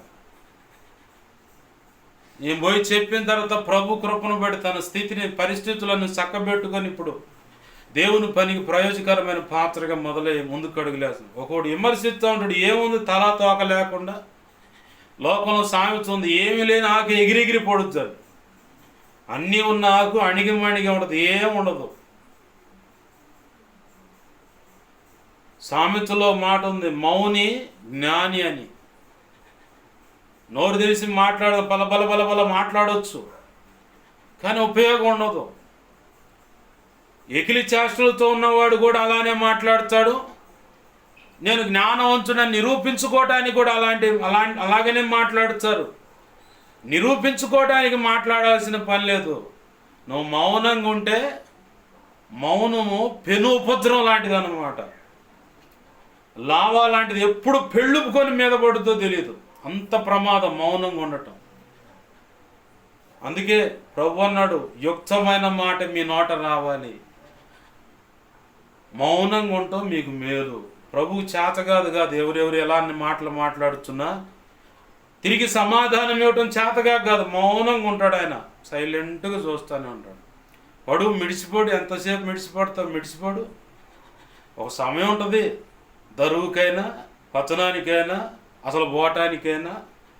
ప్రతిదానికి ప్రసంగి గ్రంథం సాక్ష్యం ఇట్లా, ప్రతిదానికి ఒక సమయం ఉంది. ఆ సమయం దాకా మనిషి ఓపిక పట్టలేకే తను అనుకున్న రీతిగా దేవుడు చెయ్యలేదని మనస్తాపంతో దేవుణ్ణి వదిలేసిపోయేవాళ్ళు ఎక్కువ, దేవుని మీద సణిగేవాళ్ళు ఎక్కువ. బాగా గుర్తుపెట్టుకో, ఆయన నిర్ణయకాల సమయంలో ఆయన నిర్ణయించిన రీతిగా ఏదైనా నీ దగ్గరకు వచ్చుద్ది, ఏదైనా నీ జీవితంలో జరుగుతుంది. అది మేలు, ఆశీర్వాదం. ప్రభు నిర్ణయించినటువంటి సేవల విస్తరణ, ఆత్మల రక్షణ, ఒక వ్యక్తి ప్రయోజకరమైన సేవకుడిగా సిద్ధపరచటమైన, సేవకురాలుగా సిద్ధపరచటమైన, లేదు నా ఈ మాటలు వింటున్న నీవు ఒకవేళ సేవ చేయాలని ఆసక్తి కలిగి ఉంటే ప్రభు అనుకున్నటువంటి ఆధ్యాత్మిక పరిపక్వతలోకి, ఆధ్యాత్మిక క్షేమాభివృద్ధిలోకి నువ్వు వచ్చినప్పుడే నువ్వు పరిగెత్తైనా ప్రభు పక్షంగా నిలబడైనా సేవ చేయగలవు. లేదు అలా కాకుండా నువ్వు దుందుడుకుగా ముందుకు వెళ్ళానుకో, ఏదో ఒక బలహీనతలో నువ్వు పడిపోవటం ఖాయం. తిరిగి మళ్ళీ దేవుడి దగ్గరికి వచ్చేందుకు ప్రభు ఎట్ట చేసావు, నీ సేవ చేస్తుంటే అని అడగటం ఖాయం. అది ఇది కాదనుకుంటే పూర్తిగా టోటల్గా ఒకప్పుడు రక్షణ పొందకముందు లోక ఆలోచనలతో ఉన్నవే అంతకంటే ఘోరంగా బ్రతకటం కూడా ఖాయం. ప్రతిదానికి ఒక నిర్ణయం పెట్టాడు, ఒక నిర్ణయ కాలం పెట్టాడు. పరిశుద్ధాత్మ దేవుడు ఎందుకు గుర్తు చేస్తూ ఉన్నాడు. షాలేం రాజు గారు ఓ శుక్రవారం ఉపవాస కూటంలో చెప్తా ఉన్నాడు. అప్పుడు అంతకుముందు రక్షణ పొందిన తొలి దినాల్లో చిలకలూరిపేట పోయేవాడిని నేను. అక్కడ చెప్పిన సందర్భాలు ఉన్నాయి, ఇక్కడ ఈ నరసరావుపేట ఈ పట్టణంలోకి వచ్చి కూడా చెప్పిన సందర్భాలు ఉన్నాయి, ఇదే కాలనీలో చెప్పిన సందర్భాలు ఉన్నాయి. ఏంటయ్యా మాట అంటే, ఎవరో మొత్తానికి సేవ చెయ్యాలి చెయ్యాలి చెయ్యాలి, నన్నెందుకు వాడుకోవట్లేదని బాగా తపన పడుతున్న వాళ్ళు ఎవరు ఉన్నట్టున్నారు. ఏంది వాళ్ళకు ఈ మాట. ఓ టూల్ బాక్స్ గురించి చెప్పాడు. ఇదే స్టైల్లో ఓఫీరాయ్ గారు కూడా ఓ జనరల్ మెకానిక్ గురించి కూడా చెప్పాడు. రెండు ఒకే అర్థం వస్తాయి, అందుకే రెండు గుర్తు చేస్తున్నాను.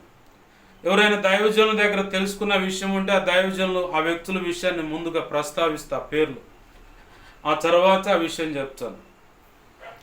అయితే ఇక్కడ మనం గమనించిన ఆ టూల్ బాక్స్లో స్క్రూడ్రైవర్ ఉంది, జంపర్ ఉంది. జంపర్ అంటే గోడలకు బెజ్జాలు వేసేది. ఏంది సుత్తి ఉంది, ఆకురాయి ఉంది, పొదును పెట్టేదాన్ని ఆకురాయి అంటారు. కట్టర్ ఉంది, కటింగ్ బ్లేడ్ ఉంది. ఏంది అలాగనే రెంచీలు అంటారు, అవి కూడా ఉన్నాయి. అన్నీ ఉన్నాయి, బాగున్నాయి, అన్నీ వాడబడుతున్నాయి. ఒక పెద్ద స్క్రూడ్రైవర్ మాత్రం మౌనంగా ఉంది, అంటే వాడబడుతులా. ఈ పెద్ద స్క్రూడ్రైవర్లో తనకు తెలియకుండా, అంటే నీకు అర్థం కావడానికి ఈ మాట చెబుతున్నా, తను అనుకుంటుంది అందరూ వాడబడుతున్నారు, నేను వాడబడతలేదు, నేను ఇంకెప్పుడు వాడబడుతాను, నా పరిస్థితి ఏంది, నన్ను ఎవరు పట్టించుకోరా అని చెప్పాను.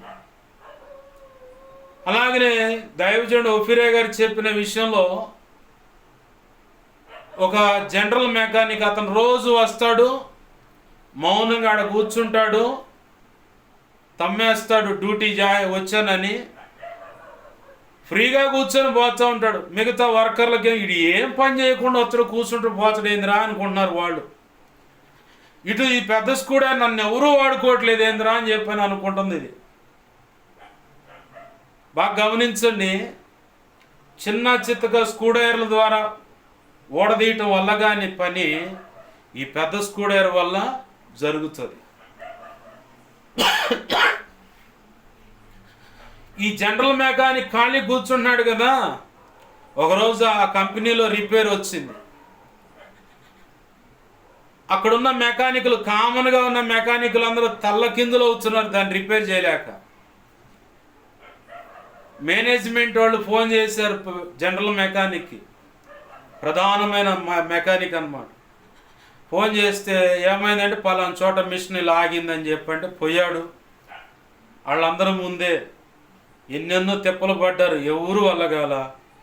ఒక రెంచి తీసుకొని నట్టు ఓడ తీసాడు, వాషర్ అవుట్ తీసి బయటికి ఇంకో కొత్త వాషర్ వేసి దాన్ని టైట్ చేసి మిషన్ స్టార్ట్ చేయడం. మిషన్ స్టార్ట్ చేయండి అంటే వాళ్ళకి మిషన్ రన్నింగ్లోకి వచ్చింది. ఈ చిన్న మెకానికులకు అందుబాటులో. ఇప్పుడు ఈ పెద్ద స్క్రూడ్రైవర్ కూడా కఠినమైన వాటి విషయంలో పరిష్కారానికి ఇది ఉపయోగపెట్టడానికి దాన్ని అలా పక్కన పెట్టినట్టు, ఈ జనరల్ మెకానిక్ కూడా అతను పని వచ్చినప్పుడు అతను చేయగలడు. అతను పని, అతను వంతు వచ్చినప్పుడు అతను చేయగలడు. ఈరోజు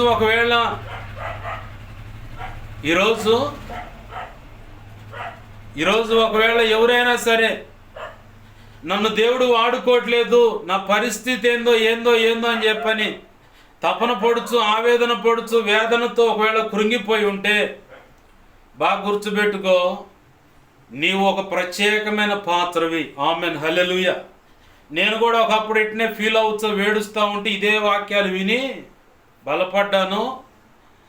నా ప్రభు నిర్ణయించిన కాలం వస్తే ఖచ్చితంగా ఆయన నిర్ణయించిన రీతి ఆ సమయంలో నిన్ను ముందుకు తీసుకువెళ్తాడు, ఆయన అనుకున్న పనిలో వాడుకుంటాడు. లేదు నా ప్రభు సమయం వచ్చిందా, నిన్ను ఎవరు ఎంతగా అణిచిపెట్టి నిన్ను ఆ పరిచర్యకే పరిమితం చేయాలని, నిన్ను అక్కడే ఉంచాలని ఎంతమంది భీష్మించుకొని కట్టగట్టుకొని పడ్డా, నిన్ను ముందుకి వెళ్ళనీయకుండా ఎదగనీయకుండా అడ్డగించే వాళ్ళు ఎవరైనా ఉన్నా నా ప్రభు హస్తం నీ పక్షాన చాపబడుతుంది. ఖచ్చితంగా ఆయన అనుకున్న నిర్ణయ కాలంలో నిన్ను బయటకు తీసుకువెళ్ళే మాట అయితే తీసుకువెళ్తాడు. ఆయన అనుకున్న ఉన్నతమైన సేవా బాధ్యతలు నీకు అప్పచెబుతాడు. ఏంది, నీవు ఊహించనని రీతిగా ఆయన సేవలో వాడబడతావు. ఆమేన్, హల్లెలూయా. నా వ్యక్తిగత జీవితంలో నాకు ఎదురైన అనుభవాలు నాకు తెలుసు.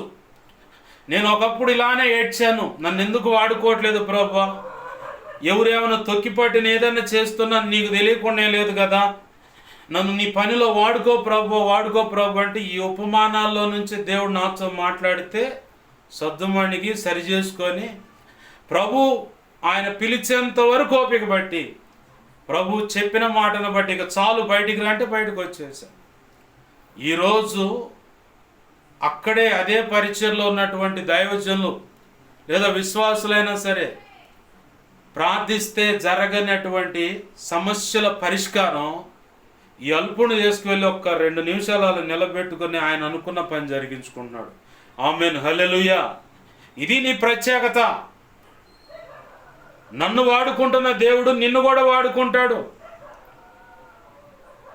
ఈరోజు ఒక ప్రాంతానికి వెళ్ళాను. ఆ ప్రాంతంలో కుటుంబంలో ఒక కుమారుడే ప్రేమించిన ఆడపిల్ల అని చెప్పని ఆ అమ్మాయే మైకంలో బ్రతుకుతుందంట.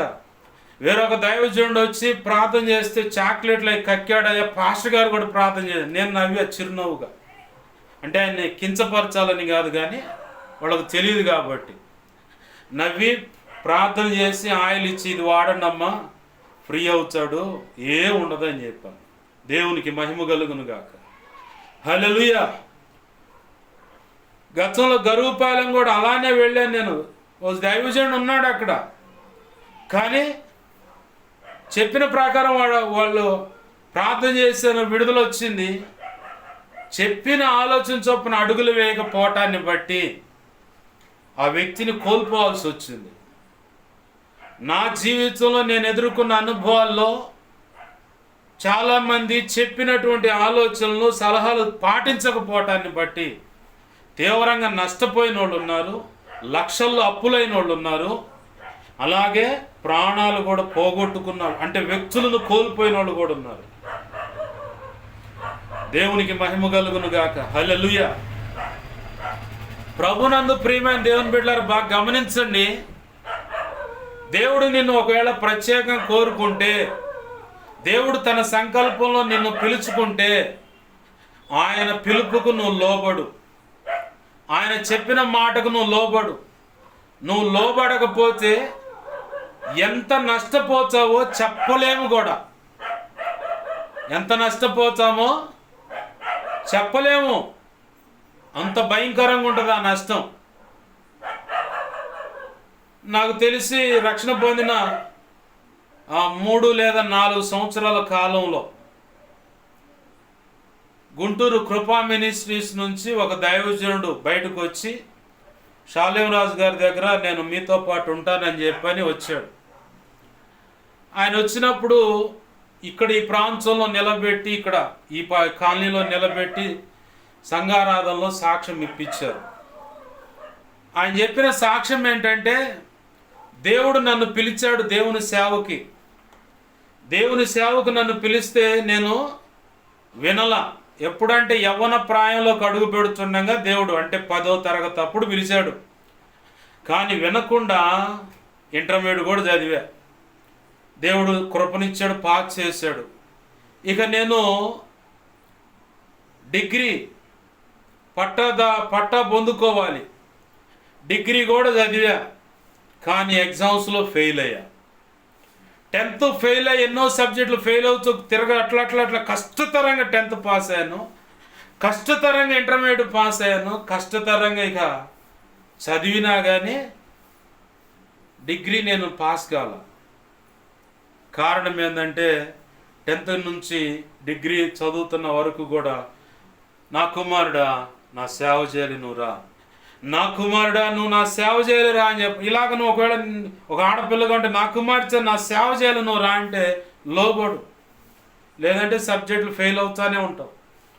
ఇంకా విచిత్రం ఏందో తెలుసా, ఆ సహోదరుడు సాక్ష్యం ఇచ్చాడు, అలా నేను ఫెయిల్ అయ్యి మంచం పట్టే పరిస్థితికి వచ్చా. ఇక చచ్చిపోతాను అనుకున్న పరిస్థితిలో ఉండగా అప్పుడు దేవుడు పిలుపు గుర్తొచ్చి, దయతో నన్ను క్షమించయ్యా, నీ పిలుపుకు లోబడుతున్నాను, నేను నీ సేవ చేస్తానంటే అప్పుడు ఆరోగ్యం ఇచ్చాడంట, లేచి నడవటానికి అవకాశం ఇచ్చాడంట. ప్రభు కృపను బట్టి సేవ చేస్తూ ఉన్నాడు. ఈరోజు చిలకలూరిపేటలో షాలేం రాజు గారి పక్కన ఆర్థిక లావాదేవీలు చూసేటువంటి ఇద్దరు ఉన్నారు. వైశాస్లో రక్షించబడ్డవాడు, కౌంట్లు అన్నమాట. వాళ్ళలో ఒక అన్న కళ్యాణ్ అన్నాను, నాకు చాలా ఇష్టమైనటువంటి వ్యక్తి.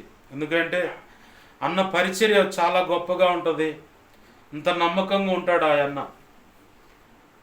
ఆ అన్న దేవుడు సేవకు పిలుస్తూ ఉంటే అతను అనుకున్నాడు, నన్ను దేవుడు సేవ పిలుస్తున్నా కానీ నేను వినకుండా వ్యాపారం చేస్తున్నాను, పరిచర్లో ఉంటున్నాను. బై మిస్టేక్ దేవుడు కోప్పడితే మా నాన్న తీసుకుంటాడులే, చనిపోతే వృద్ధాప్యం ఉన్నాడు కాబట్టి ఆయన చనిపోతే ఆయన తీసుకుంటాడులే, పిల్లగాడు నా భార్య మేమంతా సేఫ్గా ఉంటాం అనుకున్నాడంట. విచిత్రం ఏందో తెలుసా, కరెక్ట్గా 7 లేదా 8 సంవత్సరాలు ఉంటాయేమో పిల్లగాడికి. ఇంటి ముందు తిరుగుతా ఉన్నాడు, సడన్గా పడిపోయాడు. ఏం జరిగిందో ఏమో తెలీదు. ఆవిడికి హాస్పిటల్కి ఎత్తపోయేలా అయిపోయింది, అయ్యా అయిపోయింది, ప్రాణం పోయిందన్న. అప్పుడు ఆ పిల్లగాడిని కౌగిట్లో చనిపోయిన ఆ పిల్లగాడిని పట్టుకొని బోరు నేడుతాడు, ప్రభువా నా తండ్రి చనిపోతాడు అనుకున్నా, నీ ఉగ్రత వస్తే, కానీ నా బిడ్డనే తీసుకున్నావా, ఎంత ఘోరమైన పొరపాటు చేశానయ్యా, క్షమించని దేవుడు చెప్పిన మాటకు లోబడి ఈరోజు సేవకుడిగా ప్రభు కృపలో సేవలో కొనసాగుతూ ఉన్నాడు. అంత తీవ్రమైన నష్టం. మొన్న ఈ మధ్య ఒక సహోదరుడు తిమోతి అని ఒక దైవజనుడు అదే పరిచర్లో దైవ చిత్తానికి వేరుగా పరిచర్య చేస్తా ఉంటే పిల్లగాడిని తీసుకున్నాడు. నేను ఇక్కడే కూర్చొని ప్రార్థన చేస్తూ ఉన్నాను. వాళ్ళన్న దైవజనుడు పిల్లగాడు ఇలా చనిపోయాడంట అని చెప్పంటే, ఎందుకు, ఏ కారణాన్ని బట్టి ప్రభు అని అడిగితే, నా చిత్తానికి వేరుగా సేవ చేస్తున్న దాన్ని బట్టి నేనే తీసేసుకున్నాను. నువ్వు ఒకవేళ దైవజనుడు అయితే దైవ చిత్తానికి వేరుగా నువ్వు సేవ చేస్తే ఇక నీకు కౌంట్ మొదలైద్ది అనమాట. ఒక్కొక్కళ్ళు చిన్నగా. నీకు ఎంత లోతైన గాయం కలగాలంటే తండ్రి వల్ల కలగదు లోతైన గాయం, కన్న పేగును బట్టి లోతైన గాయం కలుగుద్ది. కోలుకోలేనటువంటి వ్యాధనది. దేవుడికి బాగా తెలుసు నీకు ఎక్కడ నొప్పి పెడితే నువ్వు లోబడతావో.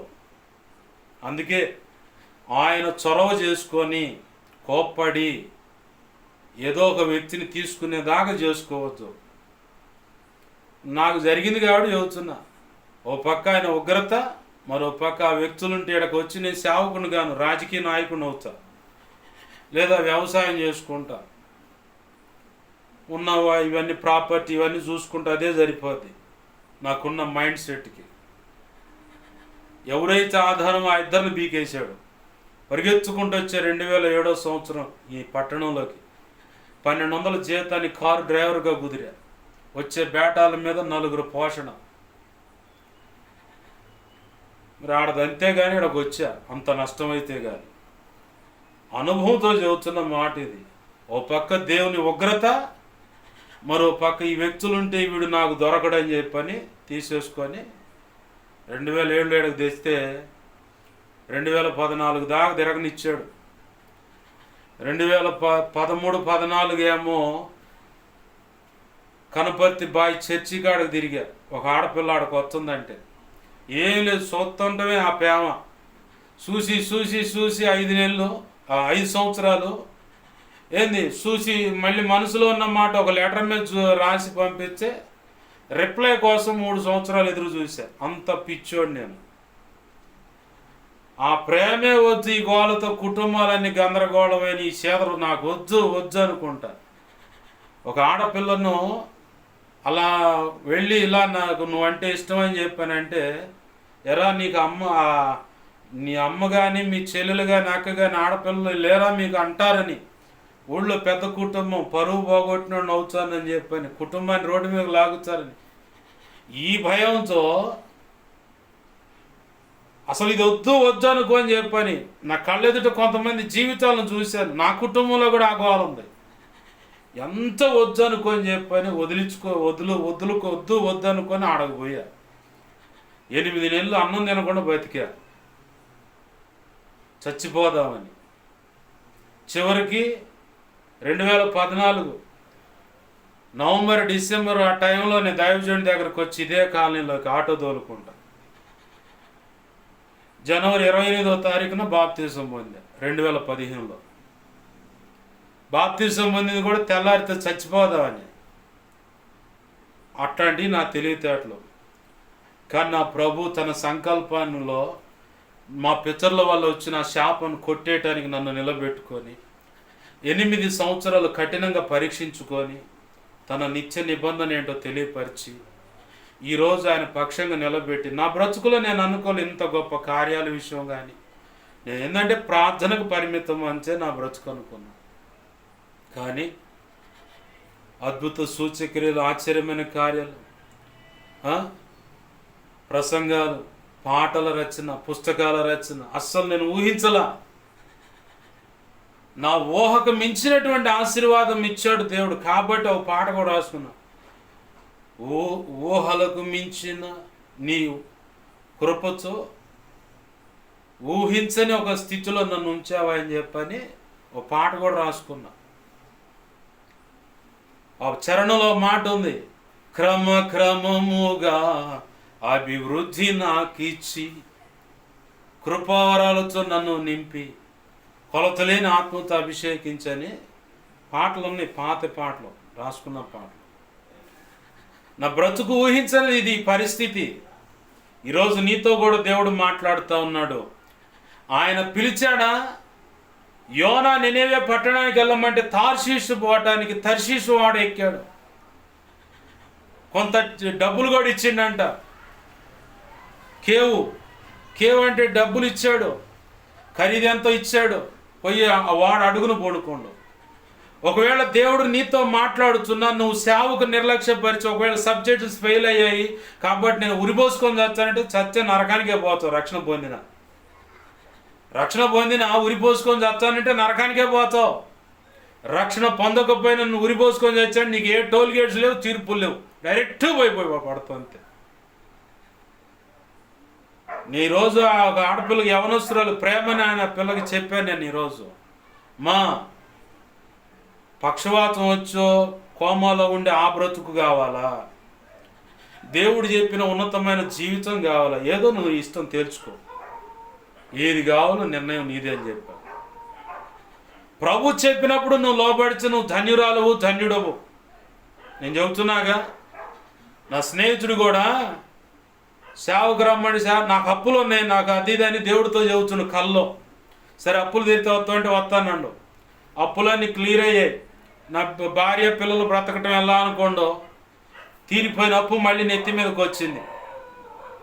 ఏమనుకోండో,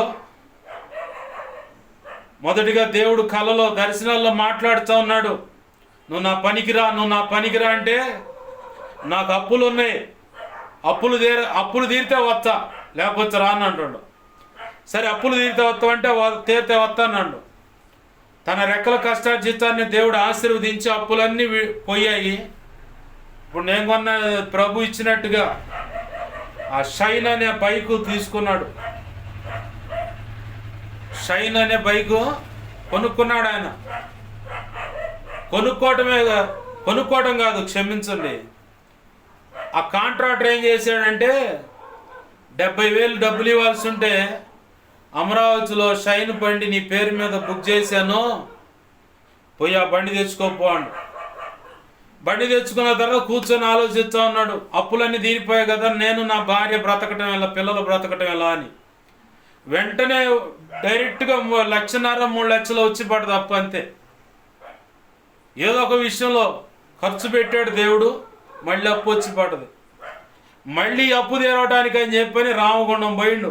కరీంనగర్ రామగుండం, గోదావరి ఖని అంటారు, రామగుండం అంటారు. ఆ 2 పేర్లు ఉన్నాయి అక్కడ. బొగ్గు కర్మాగారం ఆడ ఉంది.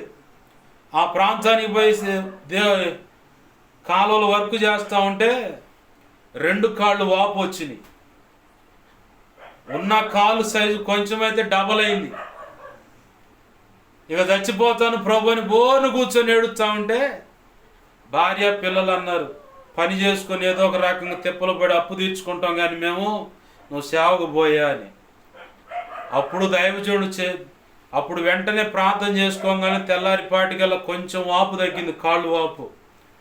ఇక అమ్మడిని తన స్వగ్రామానికి వచ్చి ప్రతి శుక్రవారం రామగుండం నుంచి వస్తాడు ఎనిమేళ్ళ, ఇంచుమించు 350 కిలోమీటర్లు వస్తుంది, బైక్ మీదే వస్తాడు.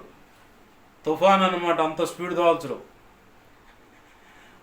ఆడకొచ్చి ప్రార్థన చేసుకొని శుక్రవారం మళ్ళీ పోతాడు. ఆన్లైట్ అంటే ఏడకొచ్చాడు, అక్కడి నుంచే 2-3 గంటల్లో వచ్చి పడుతాడు, అంత స్పీడ్ తోల్చాడు బండి.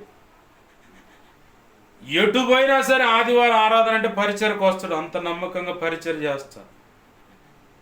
కారణం ఏంటంటే దేవుడు నన్ను సేవకు పిలిచాడు, నా ప్రభు సేవ చేయాలి. దైవజనుడి దగ్గర నమ్మకంగా నిలబడితే ఈరోజు సేవ పాత్రే. దేవుని కృపలో 2 చోట్ల సేవ చేస్తున్నాడు, సంఘ కాపరిగా నిలబడి. చదువు లేదు, అక్షర ముక్క చదువు లేదు. ఆ మనిషి చిన్నతనంలో బడికి తీసుకుపోతే మా హెడ్ మాస్టర్ ఏదో చెబితే చెప్పలేకపోతే నా మాట నేను గేదెలు కాపించుకో అని, చదువు ఎక్కదు వీడికి పో అని కట్ చేస్తే మా ఇద్దరికి పోటాపోటీగా ఉంటుంది బైబిల్ చదవటం. అంత పోటాపోటీగా బైబిల్ చదువుతూ, అంత పోటాపోటీగా ప్రార్థన, అంత పోటాపోటీగా పరిచర్య. మా ఇద్దరి విషయంలో అంతే ఉంటుంది. దైవజనుడి దగ్గర కావాలంటే పోయి అడగండి, ఆయన చెబుతాడు, ఆయనే సాక్ష్యం చెబుతాడు. అంత పోటాపోటీగా ఉంటుంది మా ఇద్దరి విషయంలో.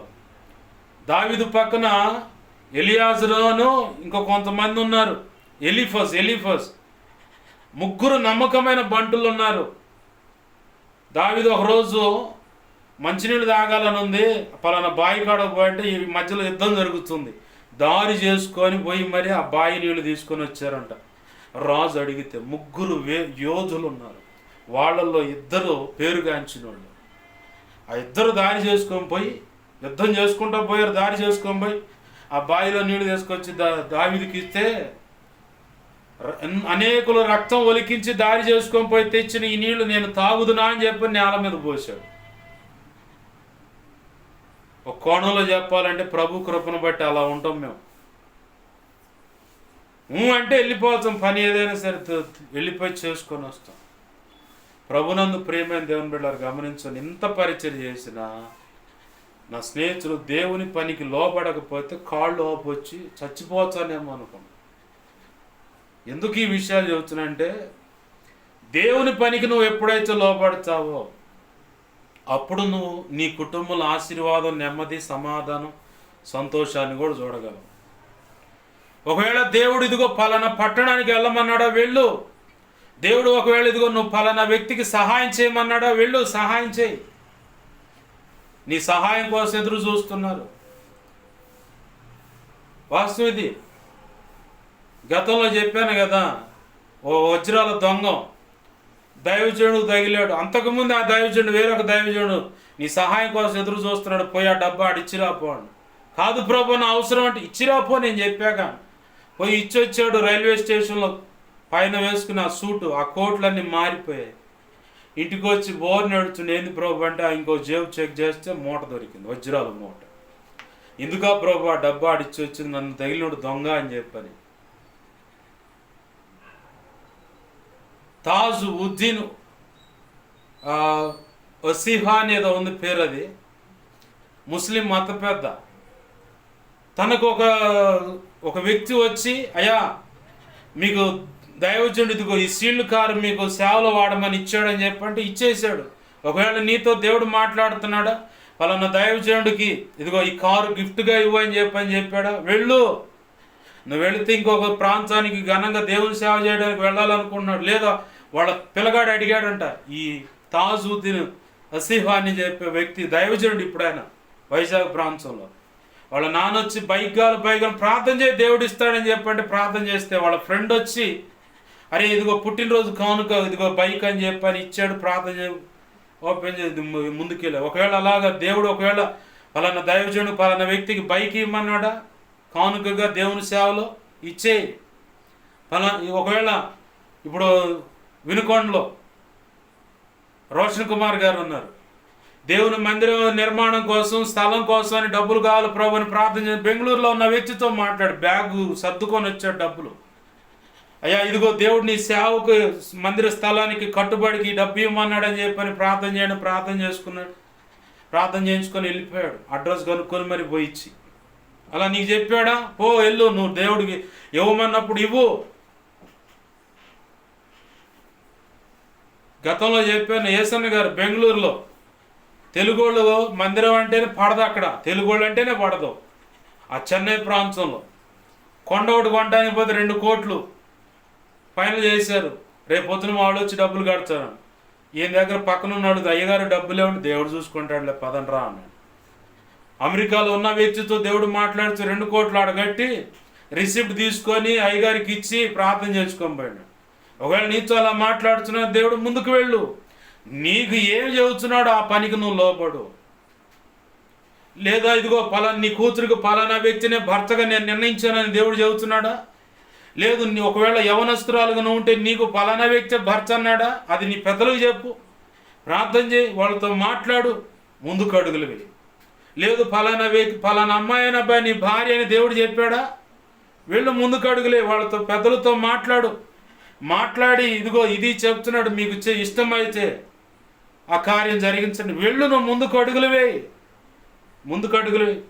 దహించగ్ని థామసే గారు దైవజనుడు చెన్నై నుంచి ఇక్కడికి వచ్చిండు, రాజమండ్రి, తెలుగు తెలీదు. ప్రార్థన చేస్తుంటే దర్శనంలో ఒక వ్యక్తిని చూపించాడు. ఆమెను పోయి అడిగితే వాళ్ళు అయ్యాడు, రే నువ్వు కర్రోడు, నీకెవడు ఇచ్చేది నా పిల్లన్నాను. ఏంది ప్రభు ఎట్ట మాట్లాడుతున్నాడు, నేను చూసుకుంటా, నువ్వు ప్రార్థన చేయండి. మళ్ళీ ఆ తండ్రితో మాట్లాడుతూ తండ్రి వచ్చి, అయ్యా నీకే నా పిల్లనిచ్చి చేస్తాను అయ్యా, ఇదిగో పెళ్లి చేద్దాం అని చెప్పని ముందుకు వచ్చి పెళ్లి చేశారు. జాన్ వెస్లీ గారు యంగ్ హోల్ టీమ్ రాజమండ్రి, ఆయన దగ్గరే ప్రార్థన చేయించుకుందంట ఆ తల్లి భార్య. వాళ్ళ అమ్మోళ్ళతో చెప్పింది, అమ్మ జాన్ వెస్లీ అన్న నాకు ప్రార్థన చేశాడు, అన్నాని ప్రార్థన చేశాడని చెప్పిందండి.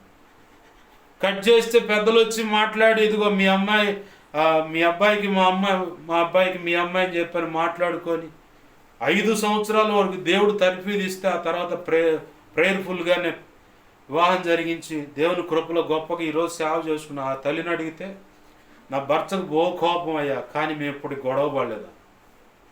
దేవుని సంకల్పాలు ఇలా ఎన్నో ఉన్నాయి. ఇప్పుడు నన్ను అభిషేకించిన దైవజనుడు తనకు భారీగా నిర్ణయించి దేవుడు చెబితే ఆ అమ్మాయి అంటే వెళ్ళాడు. పెళ్లి చూపులో కట్నం ఎంత అంటే నాకు వద్దు, ఈ పిల్లని పోతున్నాంట. అదేంటంటే నేను కట్నమే తీసుకొని నాకు అవసరం లేదు కట్నం, మీ అమ్మాయికి ఏం పెట్టుకోవాలని అవి పెట్టుకున్నా, దానితో కూడా నాకు సంబంధం లేదు, సింపుల్గా క్యాజువల్గా పెళ్లి జరిగిపోద్ది అంతే, దానికి ఇష్టమైతేనే ఉంటాను. ఆయన చూసి నేను కూడా అదే అభిప్రాయాలు నిలబడ్డాను దేవుని కృపను బట్టి. ఎందుకు వాళ్ళు పిండి ఏం తెచ్చుకుంటా తిరగ మొత్తం రోత పడుతుంది తప్ప. నేను కూడా దేవుని గురించి చాలాసార్లు స్టేట్మెంట్ ఇచ్చాను, కట్నం అనేది లేదు, ప్రభు చిత్త ప్రకారం ఏదైనా పెట్టుకుంటాడు, పిల్లలు పెట్టుకోమని చెబుతాను, సింపుల్గా వివాహం ఉండాలని చెప్తా. నేను అంతకుముందు చెప్పాను, చాలా ప్రసంగాల్లో ఉంది ఈ స్టేట్మెంట్. ఎందుకు ఈ మాట అంటే దేవుడు ఏం చెబుతాడు ఇక అది కన్ఫర్మ్. ఇక అది కాకుండా నేను సొంత అడుగులు వేసిన అన్ని నష్టాలు అంత అనర్థాలే. దేవుడు ఒకవేళ ఈ రకంగా ఇంకా ఇంచేది, పలానా వ్యాపారం చేయమని చెయ్యి, పలానా ఉద్యోగమా చెయ్యి, అక్కడ కూడా దేవుని సాక్షిగా నువ్వు బ్రతకాలి.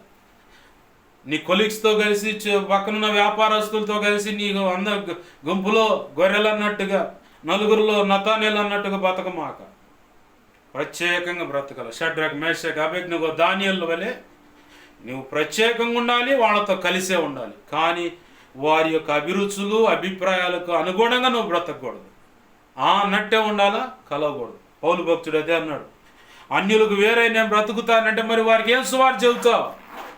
ఖచ్చితంగా వాళ్ళని బట్టకొచ్చుకోవాలంటే, వాళ్ళని సంపాదించుకోవాలంటే నువ్వు వాళ్ళతో కలిసినట్టే ఉండాలి. పౌలేమన్నాడు, గ్రీసు దేశస్తుడుగాను,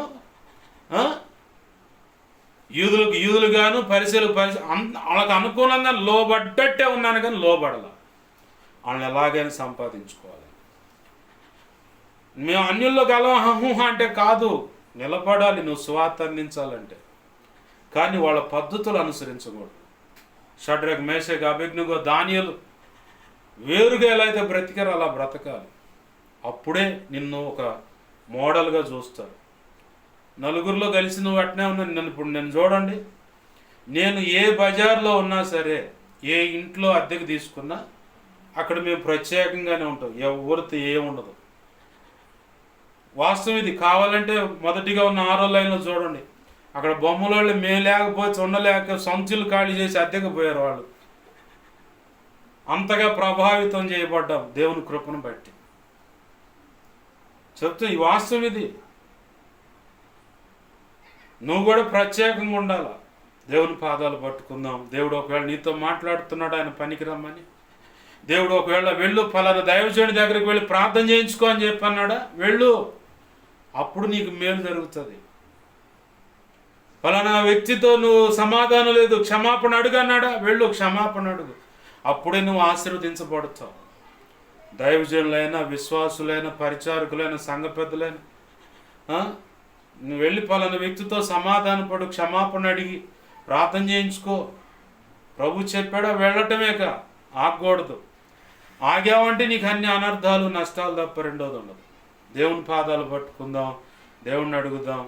ప్రభు ఖచ్చితంగా కృపనిస్తాడు. ఆయన చెప్పిన దానికి లోబడి ఆయన అనుకున్న పని చేసి ధన్యులమవుదాం. అట్టి కృప ప్రభు మహా ఉచిత కృపను బట్టి మనందరికీ అనుగ్రహించునుగాక. రండి ప్రార్థన చేసుకుందాం. ప్రేమగల మా తండ్రి, నీకు వందనాలు, కృతజ్ఞతాస్తుతులు మా ప్రభువా. మీరు ఇచ్చిన వర్తమానాన్ని బట్టి నీకు స్తోత్రాలు. ఈ మాటలు మా హృదయాల్లో పదిలపరచండి. అనేక పర్యాలు నెమరవేయటానికి సహాయం చేయండి.